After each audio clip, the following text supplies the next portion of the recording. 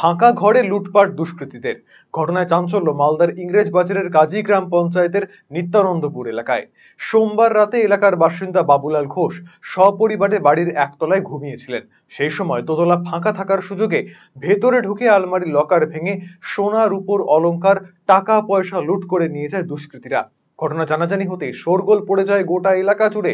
খবর পেয়ে ঘটনাস্থলে যায় ইংলিশ বাজার থানার পুলিশ।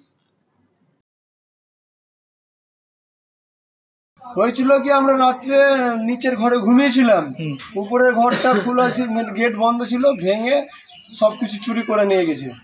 কি কি চুরি করেছে? চুরি করেছে আমার বউর মালা ছিল, তারপরে আমার বিয়ের আংটি ছিল, চেন ছিল, আমার ছেলের বিছা ছিল কোমরের, তারপরে গলার দুটো সোনার গোল্ডের মালা ছিল, তারপরে পলার আংটি ছিল 4-5টা, তারপরে চাঁদির রকেট, সোনার রকেট, আর গলার চাঁদির চেন, সোনার চেন।